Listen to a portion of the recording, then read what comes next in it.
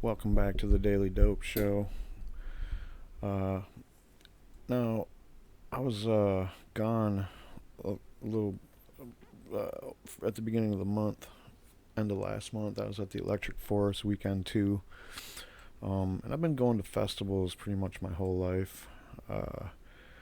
And festival culture is something that I'm pretty familiar with. I pretty much grew up in it, and I've always known, what it's like to camp out in the woods with a bunch of people there going to, party all weekend and dance at the main stage.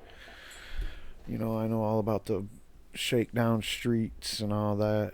And one of the things about festival culture that no one can deny is that there is a counterculture of drug use that goes on at the festivals. Now the festivals are like little miniature cities that move around the country because a lot of times you'll get people that just try to go to festival after festival, and a lot of people that are involved in festival culture are drug dealers. Let's we're being honest here. And in order to make these environments somewhat safe, we've seen a lot of different things come out over the years to try to help make that safe. From the government's and police standpoint, they haven't really done much. They just make stiffer laws with longer sentences, and like the Rave Act, for example. And then then you have grassroots activists like the Bunk Police who've been around for about 10 years, and they basically just voluntarily show up at festivals and distribute drug testing kits so people can test substances that they buy at the festivals to make sure they are what they say they are. Now, I've noticed a trend in the testing of substances at festivals as I've paid attention to different stories, and I've followed uh, Dance Safe and Bunk Police for a long time, and I've looked at their reports and stuff. And yeah, if you think you're doing K or MDMA or any number of other substances, cocaine, I mean, LSD in any form, whether it be liquid or on a paper or on gel tabs, um, what we're seeing is a major influx of adulteration, a major influx of basically fakes. And sure, a lot of times they're just different drugs. Like it's like MXE is a drug that's like Special K, but maybe even a little more potent or a little more intense.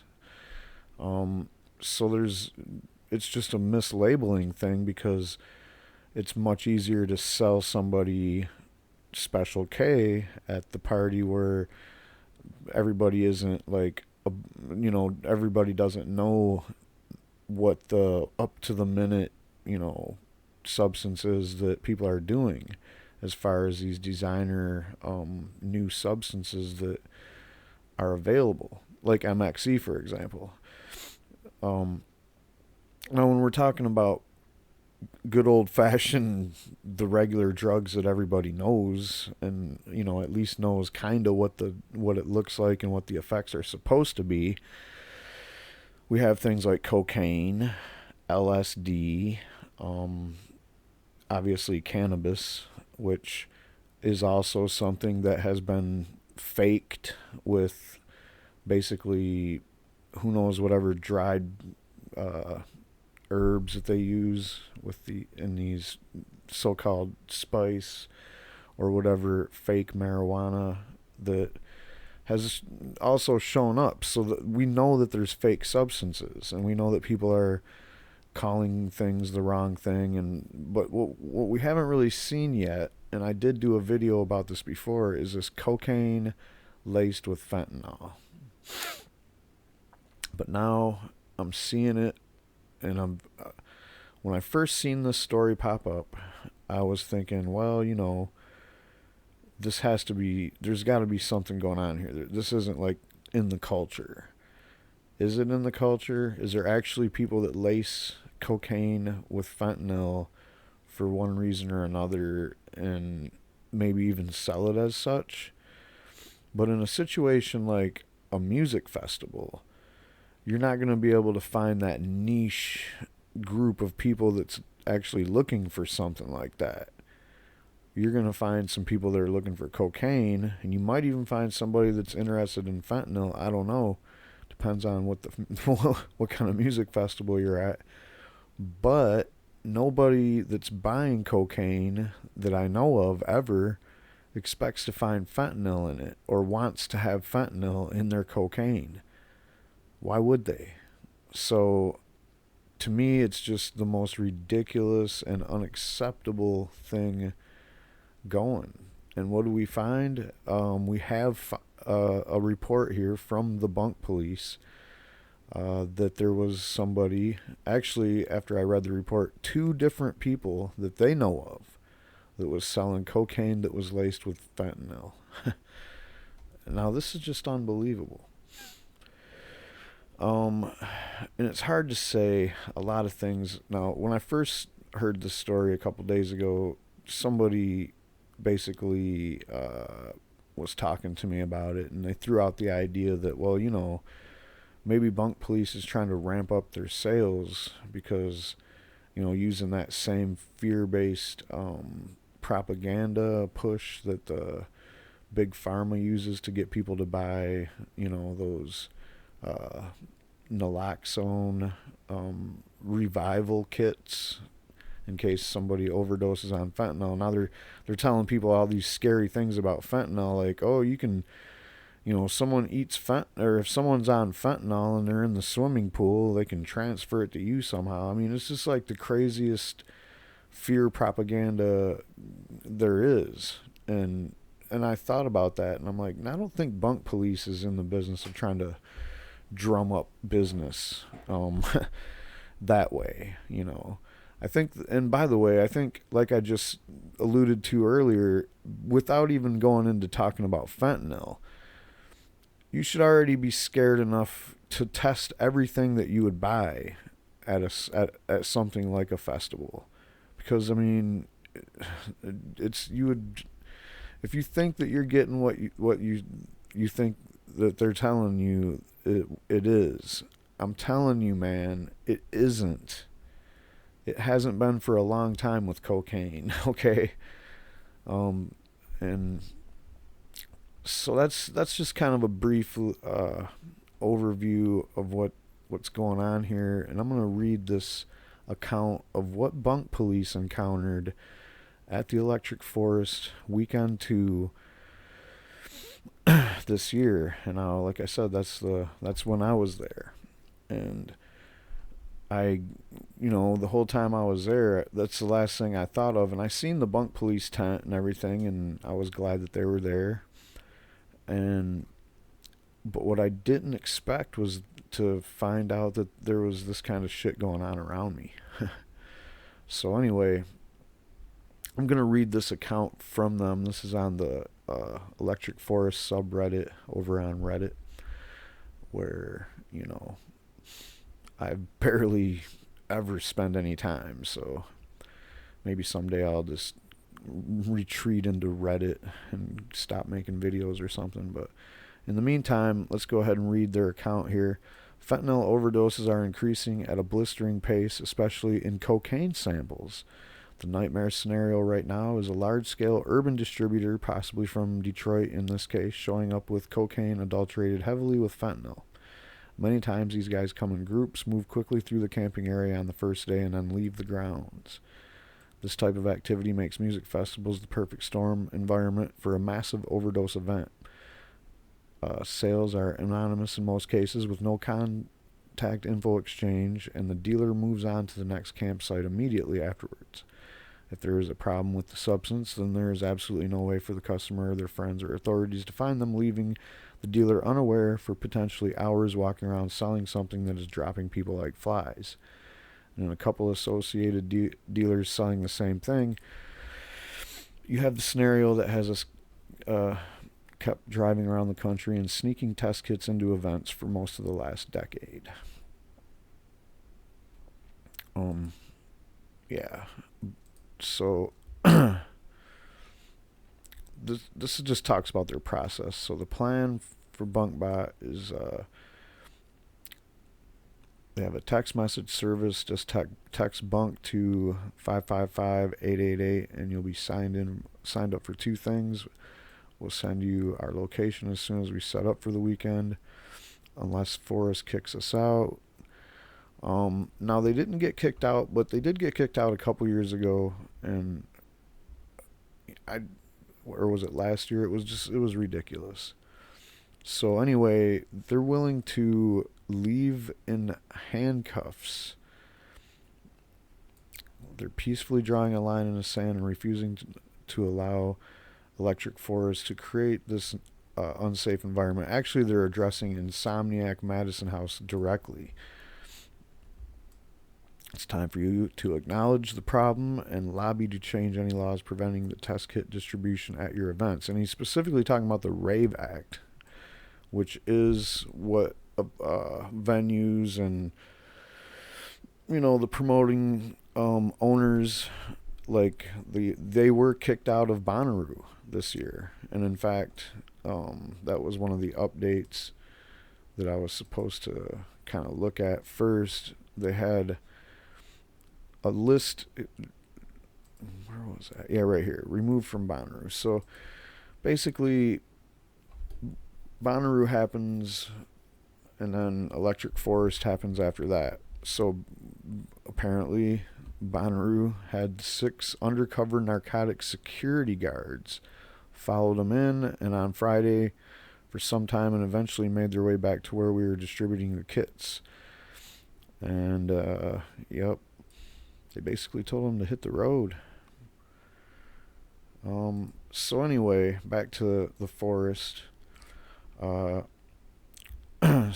here's Forest Weekend 1 update and Weekend 2 plans. First off, we will absolutely be on the grounds again this weekend. Security staff did not shut us down during Weekend 1.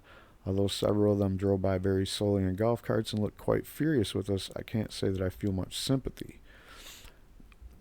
Alright, here's what happened. We did not have a single positive fentanyl test over the course of weekend.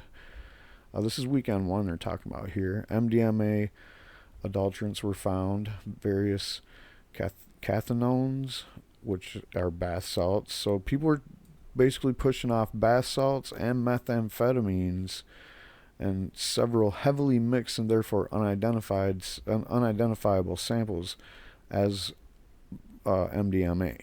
That's what, so if you thought you were doing MDMA, you might have been doing one of these other things. And if you're not, how would you really know? It's hard to tell in between some of these substances. And like I was saying about the MXE and Special K, a lot of times people that are selling MXE, they know, and the people that they know that are in that culture that would do MXE and seek out MXE, they know, but they know that the average person might be looking for something like that and go, oh yeah, I got some K.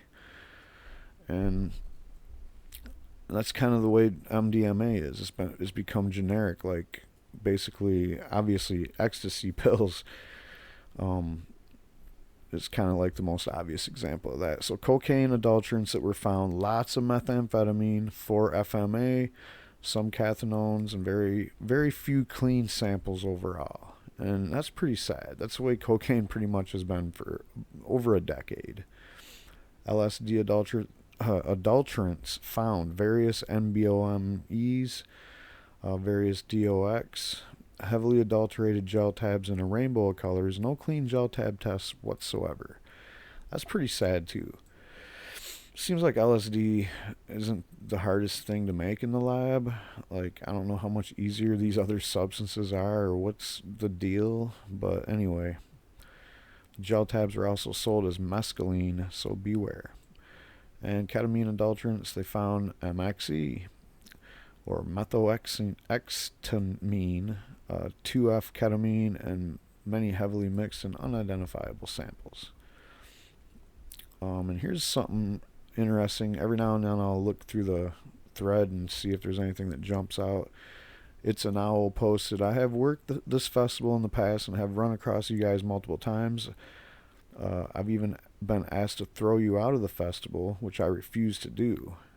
I would much rather people stay safe. I thank you all for what you do, and now I even sign up for alerts to help random patrons out when I come across them guys with drugs they bought here.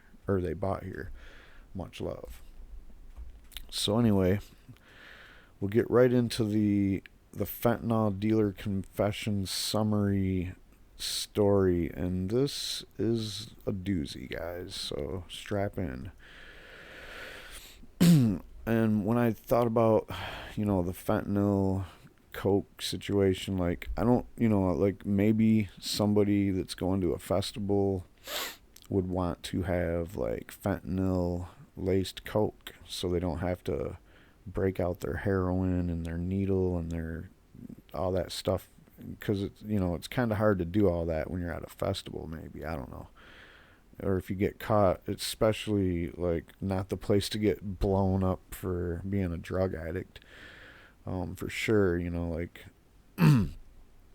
maybe it's somebody's low-key way to go through the festival weekend without getting dope sick, pretty much. Like, what else you gonna do? So, but that's not what this is. This is not that. This is somebody that bought, just like he said earlier back here, somebody had bought or brought already pre-mixed coke with fentanyl in it, and that's what they were selling. So we'll go ahead and read this. Bunk Bot led to Bunk Bot, by the way, is just a way that they could get more kits out, and you can text results back to them, and it's basically it nearly tripled the number of kits being distributed at Electric Forest this year as compared to 2017. We were able to effectively operate throughout the entire 2-week event. Security did not shut us down, only dirty looks. We were able to conduct interviews with 4 different media outlets, 2 of which being widely distributed nationally. Cool. Where's the stories? I kind of looked around for them. All I could find was like rave-related publications putting the story back out. So I still haven't seen. I've seen a couple different local news outlets cover this a little bit, but basically that's it. And I'm kind of local. I mean, I went to the same festival, and I live a couple hour drive from the forest, so who knows. Anyway, back to Bunk Police's account. I am going to include all relevant details in the name of transparency, so bear with me. Any feedback you might have on how we should proceed from here would be very helpful. I would also like to point out that chasing individual fentanyl dealers all over the grounds was not how I intended for this to play out. We will be making changes in order to limit that sort of involvement. And I'll say to that, I don't really have any recommendations. I think you guys are basically, you guys know what you got to go through and what you're, and I trust your judgment because of how, like you said earlier, like, you could do something like mass text a description of something, or you don't want to cause public panic by saying, hey, like, the coke. And I remember when I was actually there, and I seen the messages about, the coke is in a clear baggie, and it's like, that's pretty much every bag of coke you're ever gonna find usually is in a clear baggie. So that would cause some kind of somewhat of a mass hysteria thing. I don't think that many people are doing coke, but enough people probably. I mean, the festival is upwards of 40,000 people at this location for 4 or 5 days straight. So if someone does coke in normal life, they might probably do coke at the festival. It's a good bet. Anyway, Um, so yeah, I trust your guys' judgment, man. But we'll go on. As we were setting up on day one, I received a flurry of emails from Good Life, which is the VIP camping, for those who were not there. And it was about positive fentanyl tests coming from a specific cocaine dealer. These emails came with a description of this dealer and the baggies he was selling. The descriptions matched each other. They were positive tests from multiple people. I was about ready to send out an alert to several thousand attendees with this guy's description. This was one of several goals that the Bunk Bot system was meant to accomplish, after all. Now, the bizarre timing. I received a phone call with someone in my network who was working for Electric Forest as a concierge of sorts in Good Life. He's in direct contact with the guy who was caught selling fentanyl. Apparently, this dude is hiding in his tent, trying desperately to get a hold of anyone from the Bunk Bot Police, as he's found himself in a world of shit. His picture is already circulating on social media at this point. People are trying to hunt him down, etc. Lucky for him, he was able to reach me right before I sent out that alert. I get on a golf cart immediately and head out to Good Life so I can confirm the results before making any additional moves. When I get there, I realize that I actually know this guy. He's been coming into Bunk Police tent for several years and buys bulk test kits from us. Not exactly a special situation, since we'll sell them in bulk to anyone who asks, but still. It's clear right then that this situation is a little different from what I expected. He isn't someone from outside our culture, viciously trying to profit off of naive kids. This is someone deeply ingrained in the scene. He seemingly cares about those around him and has apparently just made a massive mistake in not testing specifically for fentanyl. He's panicked and in tears. I find myself consoling him and his girlfriend. What the fuck? Not how I expected this to play out at all. He eventually calms down. I tell him that the only way to resolve the situation in a responsible way is to 1. Go back to those who accused him, 2. Test random bags from his supply in front of them, and 3. Dispose of the product of a positive test is confirmed, and 4. Find everyone who he sold it to and get it back and dispose of it. He agrees, so that's exactly what we and he did. His samples came back positive for fentanyl several more times. From there, he agreed to film a confession of sorts and to dump his supply out, a few ounces bagged up into grams. Here's that footage. Alright, let's go ahead and watch this. Confession of a fentanyl dealer.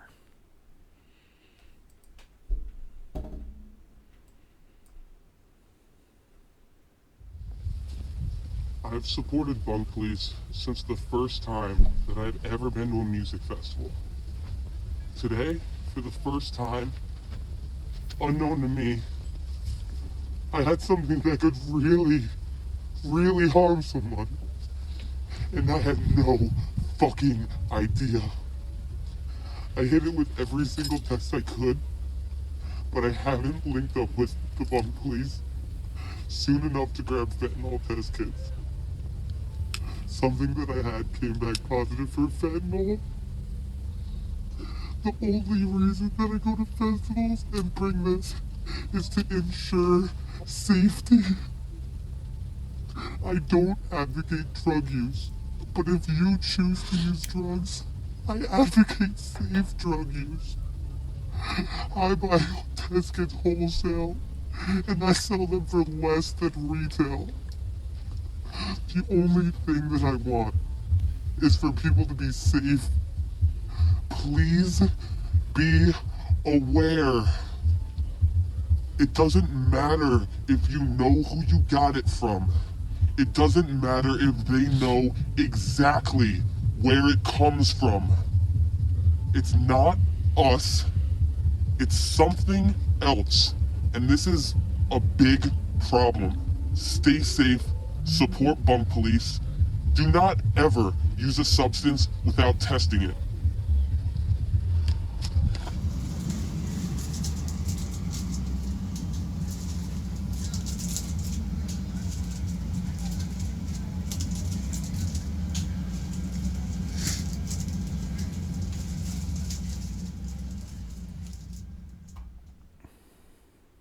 I don't know, man. Yeah, not a lot of people were convinced by that, and this guy talking about like he didn't advocate for drug use, but he's selling coke. And then also, if you know about the rest of the story, which I'm about to read, um, he also, knew that the coke he sold had meth in it and had beta blockers, or it was, crushed up, yeah, diet pills. He had no problem selling that shit. So I don't think, I think that was totally fake. That was bullshit.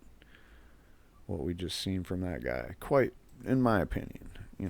But who's to say, right? So anyway, back to the writing from Bunk Police. This is them talking. I was given permission by him to post it if I could blur out his tattoos, hat, and change his voice. I was short on time to learn how to blur, so the whole thing's blurred. And here it is. Also, his cocaine samples also tested positive for meth, and he was full aware of that fact. People in this culture aren't doing meth intentionally and convincing them it's okay because you've labeled it meth. You've labeled that meth cocaine. It's predatory, for sure. He also admitted to cutting this coke with 2 different dietary supplements and, quote, re-rocking it. Shady moves. By the way, this dude is way up the chain. He sells to artists. He reportedly left the grounds immediately, went back to his source, and, quote, took care of it. He also came back and spent the rest of the weekend, the rest of the weekend too, buying fent kits in bulk and distributing them. He was in a bit of manic state, thinking his reputation was being destroyed. This was him in damage control mode, I imagine. But the easy choice would have been to disappear, and he didn't. Now, for the really surprising part, he found another unrelated fentanyl and cocaine dealer. Wow. Let me take a minute to explain something here. Since about 2013, our modus operandi has been to sell people the kits they need, instruct them on correct use, and let them test, read the results, handle the drama that comes along with these results themselves. We learned the hard way in 2011 to 12 that getting too involved comes with a torrent of uncomfortable and legally sketchy situations, which are best avoided. I had no intention of getting involved like I was forced over the last 2 weeks. Being exposed to this kind of activity makes me very uncomfortable, as I can see how the dominoes might fall in these situations from a legal standpoint. I usually run to avoid this sort of thing, but the opioid epidemic has necessitated a different approach than what has become our comfortable standard. He spends the rest of the weekend hunting down fentanyl, and late on Saturday night, early Sunday a.m., he finds a positive sample. I'm sleeping at this point, so he takes things into his own hands. By the time I get up Sunday morning, he spent all night tracking this guy, let's call him dealer number 2, back to his campsite. Dealer number 1 has a group of people ready to go confront dealer number 2 and is asking for my advice. What the fuck? I go over there and try to calm the situation down because I can see this is turning violent, which is never okay in my book. We ask a group of large guys that dealer number 1 has rounded up to stand at a distance while we go have a chat with dealer number 2 just in case he makes a run for it. I recognize dealer number 2 immediately from the day before as I walk up. A group had come in with a positive fentanyl test, and I told them to go back and get the dealer, which turned out to be him. They bring him back to confirm the results, which we do, and after a ranting lecture by me about how fucked up and irresponsible he's being, he agrees to dump the cocaine. I believed him, which is regrettable in the retrospect. I don't usually let people pull out baggies anywhere near me, and dealer number 2 had a large rock of fent coke on the table. I had a queue of about a dozen people needing test kits, and he's churning red and shaking with anger and seeing the positive results, leading to my belief that he's going to do the right thing and throw it out. I also needed that felony to disappear off the table immediately, so I sent him on his way. Apparently, he decided not to destroy it and was selling it in the forests in the forest as of around 5 a.m. Sunday morning because of the vigilance of dealer number 1, who was out looking for fentanyl samples like the man possessed. We found out. So here we are, 12 p.m. Sunday morning, and dealer number 2 is crying his eyes out in front of us. He empties his pockets and turns over his cell phone. He has some drugs, but nothing in quantity, and 0 cocaine, considering I saw him with it the day before, and we have reports that he was selling it a few hours earlier that morning. That fact alone doesn't get him off the hook. He's adamant that he doesn't have any more of it. At this point, I got a couple of calls, texts in a row on my phone. It's one of my connections in security. He's asking me if I have any information about the dealer who has been selling fentanyl and giving me a description of dealer number 2, who was sitting right in front of me. Turns out dealer number 1, who was standing next to me, gave security a description after he confirmed the positive fentanyl test. They put out a bolo for dealer number 2, and we managed to find him first. Whew, unbelievable. So here I am, stuck in the middle of this bizarre official vigilante justice situation. My security connect is telling me via text how much he would love to bag and tag this asshole, and he's sobbing in front of me, literally snot running down his face, choking on the water he asked us for. Again, I'm consoling another fentanyl dealer. What kind of bizarre alternate reality did I slip into? Let me point out that getting people arrested under any circumstances, as long as violence is not involved, is not the way we operate. I've never turned anyone over to security or the cops. If I did, people in the culture would cease to trust me/us. The trust I command has been hard-earned over the course of nearly a decade. Turning dealer number 2 over to the security, and I'm sure the cops eventually, was not a viable option. So I decided not to. We go through his phone and grill him in an attempt to track down his supplier with the goal of breaking this distribution chain, at least for the remainder of the event. Dealer number 2's phone number was charged the day before after he was caught the first time, and he has tons of incriminating images and texts, many of which lead to a certain contact in his phone. He denies a connection, but it's pretty clear. Instead, he says he acquired $750 worth from a 5'9" black dude with short dreads named G or Jesus, which sounded like a load of crap to me. He changed his story halfway through, pretty obviously to protect the dude in his phone. I'm not believing it, but I'm playing along. We go look for this guy briefly, somehow finding people that halfway confirm dealer number 2's story, and reluctantly give the new description to security. I'm crossing my fingers that security isn't stopping frisking every black dude at the festival at this point. The last thing we need is for this to turn into some kind of crazy racist thing. At this point, we've been with dealer number 2 for quite some time now, an hour or two, and there are dozens of people needing kits waiting for me. My phone is blowing up. I gotta leave. Apparently, he was escorted off the property from there, but I wasn't present to witness it. Should we have turned him over to security or police, in your opinion? I would really like to know. And in my opinion there, no. I don't really, I hate to say it, but I think you should have definitely made sure he destroyed that ball of Fent Coke or whatever, because, you know, when you're talking about somebody that bought $750 worth of something to sell at a festival, they're planning on making their money back. So you should have made sure that was destroyed somehow. I know that's probably, you know, that's something you got to look for in the future. You got to look ahead on that one. You got to have a way to get that done, because just simply throwing it in the porta potty, maybe, I don't know, like that ball of Fent Coke, you should have made that dude, you know, like, okay, I'm going to throw this shit away right now. Or tell him, like, look, man, we have no choice but to turn you over to security, you know. And that's the only way. If you're sitting in a room and there's a big ball of Fent Coke sitting in front of you, and the guy that you caught with it is sitting there too, I mean, if you don't call the cops, you are pretty much in trouble for not calling the cops. I think that's how that works. And I don't agree with it. I don't agree with anything about the drug war. But, you know, for your safety and it wouldn't be like the worst protocol in the world to tell people that, hey, I can't, we caught you. At least we're not the police, but we can be. We don't have to be. We don't want to be. What we want you to do is destroy that shit right now. If this guy's motive was to straight up sell this shit, because it was laced with fentanyl in the first place, that's a whole different story. That's just weird. Maybe he thought there'd be enough people at the festival that would buy Fent Coke or whatever. I don't think Fent Coke should even exist, but we've learned that the drug war method of prohibition of substances isn't working. If it was working, there wouldn't be a such thing as Fent Coke. Now would there? So anyway, back to the Reddit account from Bunk Police. This is them speaking again.